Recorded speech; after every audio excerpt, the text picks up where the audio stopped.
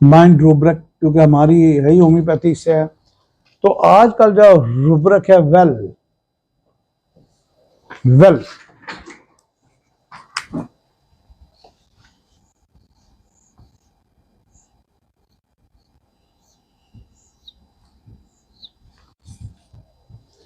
तब ये भी कोई रूब्रिक है, ये भी कोई सिम्टम है। अगर आम आदमी देखे तो यार ये भी कोई अलामत है, वेल का क्या मतलब है, ठीक।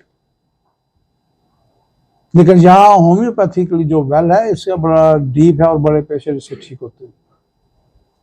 ये जो वेल है, एक तो हम कहते हैं okay well done, okay well, okay ठीक है, ओके यस।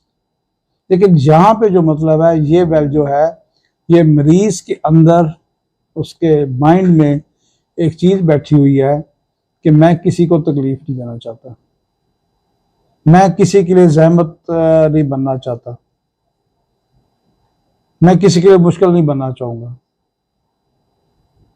आप देखें किसी को मिलते हैं तो अब जाते हैं तो वो कहता है जी मेरा ये काम तो कर दे, मेरे लिए तो काम कर दे, उसके काम ही नहीं खत्म होते। कभी कुछ कह रहा है, कभी कुछ कह रहा है, आपको जब देखो वो कामों की लिस्ट लेके आपके साथ, यार कोई वाकफ नहीं है इस फलां दफ्तर में, वाकफ नहीं है, यार कोई पानी की टैंकर वाला वाकफ नहीं, यार कोई वाकफ, उसका इतने काम होते हैं, वाकफ एक भी नहीं होता, दूसरों का मोहताज। और कई इतने ऐसे काम होते हैं कि मुसीबत में फंसा हुआ है, घर में पानी खत्म है, टैंकी में नहीं है, लेकिन वो किसी को नहीं कह रहा। घर में बीमार आई हुई, घर में पैसे कम है, वो शर्म के मारे किसी को नहीं कह रहा। उसने कहीं जाना है, उसकी तनख्वाह खत्म हो चुकी है, वो नहीं मांग रहा, उसने अपने अखराजात कम कर दिए, एक्सपेंडिचर ना होने के बराबर कर दिए, खाना पीना कम कर दिया, कपड़े कम कर दिए कि मैं अगले जो 2 महीने हैं ये इस तरह गुजारूं, आगे ईद आ रही है, कुर्बानी आ रही है, मैंने उसके लिए बचत करनी है, मैंने किसी से मांगना नहीं है, और जो किसी से नहीं मांगना, किसी को जहमत नहीं देनी, किसी को तकलीफ नहीं देनी, that is meaning of well in homeopathic repertory. कि वेल का मीनिंग क्या है, what is the meaning of well in homeopathy? Homeopathically का मतलब यह है कि वो किसी को जहमत देना नहीं चाहता, वो जहम प्रॉब्लम्स है लेकिन ओके शुक्र अल्हम्दुलिल्लाह, ओके शुक्र अल्हम्दुलिल्लाह, ओके शुक्र अल्हम्दुलिल्लाह, ओके शुक्र अल्हम्दुलिल्लाह, लव ग्रेटिट्यूड कर रहा है, शुक्र अदा कर रहा, शुक्र अदा, काम उसके भी हो रहे हैं, तो उसके उससे ज्यादा काम हो जाएंगे, जो कि लिस्ट लिए फिरता है उसके काम फिर भी नहीं होंगे। क्योंकि एक बंदा, एक दोस्त आपके पास आता है, आज एक काम लेके आया, हफ्ते बाद 10 रुपए को नया काम लेके आया, उसके बाद आगे एक नया काम लेके आया, आप खुद भी कहेंगे यार इसके मैं काम करूं या क्या करूं, तो उसके काम भी नहीं होते। लेकिन जब आप शुक्र करेंगे, किसी को नहीं कहेंगे, तो वो उसका ये मतलब है वेल का होम्योपैथी, मतलब किसी को जहमत नहीं देनी, किसी को मुसीबत नहीं देनी, बस ओके हो जाएगा, ठीक है शुक्र। आपके पास कितने मरीज आते होंगे, वाइफ उठते उठते कहती है अपनी दवाई भी ले लें, और नहीं मैं ठीक हूँ जी शुक्र अल्हम्दुलिल्लाह। कितने आते होंगे, और नहीं तुम पूरी रात खंगते रहते हो, सोन नहीं देते, नहीं मैं ठीक हूँ मैंने दवाई नहीं लेनी।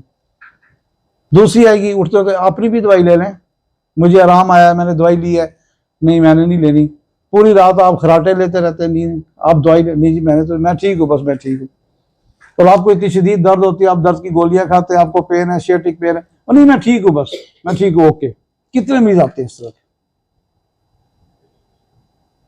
कि वो डॉक्टर को भी जहमत में नहीं डाल रहे, उनके जेब में ये चीज आ गई, ओके ठीक है मैं क्या करूं, हालांकि डॉक्टर ने अपनी फीस लेनी है, उससे कौन सा आप पे कोई एहसान करना है, आपकी बात सुननी है, कंसल्टेशन लेनी है, चार्जेस लेने हैं, लेकिन उनको भी कह रहा मैं ठीक हूं। तो यहाँ वेल का मतलब है कि वो किसी तौर पे नहीं चाहता कि किसी मेरी वजह से किसी दूसरे को मुसीबत पड़े, कोई काम पड़े, ओके आई एम वेल, मैं हर हाल में ठीक हूं। उसको कहेंगे कि आप कपड़े पहन लें, कपड़े नहीं सिला लें, ईद आ रही नहीं, ओके मैं चला लूँ, मेरे पास है कपड़े, मैं वही पहन लूंगा, मेरे पास एक नया सूट पड़ा हुआ है मैं वही पहन लूंगा। लेकिन कुछ लोग ऐसे ईद आ रही, उन्होंने लाजमी 2-2-3 सूट सिलाने हैं कि बस समझ ईद आ रही, घर पड़े हुए हैं, उन्होंने हर ईद पे जूता लेना है, चाहे पिछला जूता ठीक है, तो उन्होंने सैर सपाटा करना है, चाहे उनके पास वो 10 दफा चीजें देखी हुई, वो पब्लिक स्पेसिस देखी 10 दफा नहीं जी, ईद पे जाना है। तो ऐसे उल्टे लोगों की भी दवाई है और सीधे लोगों की भी दवाई।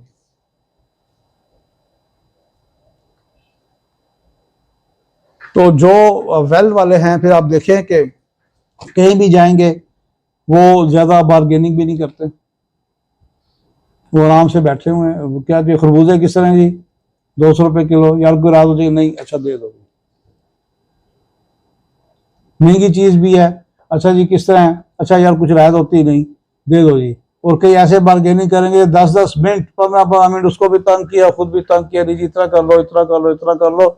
उनकी दवाई फिर लेक्सिस है, उनकी दवाई ओपीएम है, उनकी दवाई आरामेट है।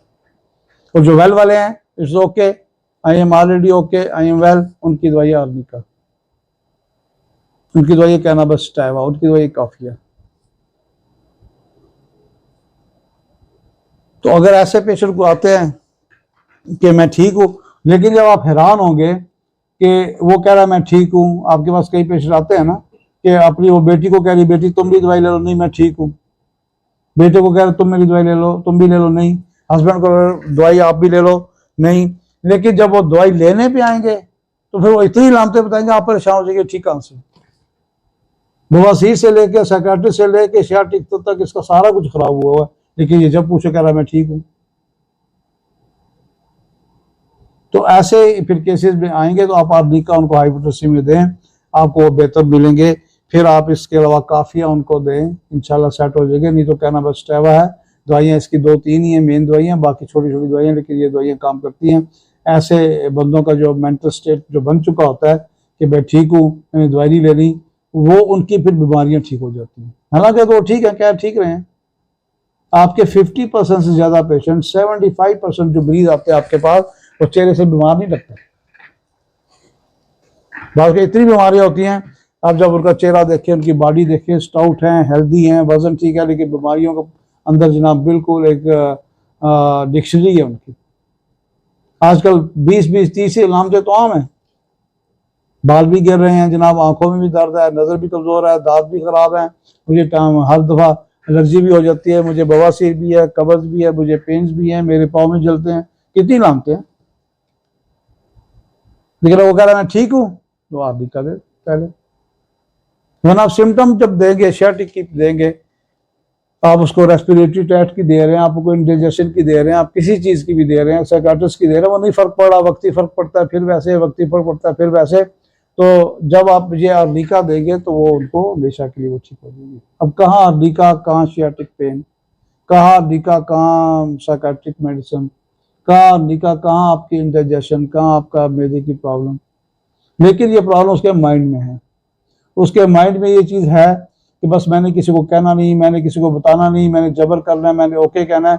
तो फिर ऐसे हार्मोन पैदा हो जाते हैं सेटिस्फैक्ट्री के, कि उसकी मर्ज को भी कंट्रोल किए रखते हैं और वो भी कंट्रोल में रहता है। क्योंकि जब वो बताएगा तो बहुत सारी सिम्टम बता देगा।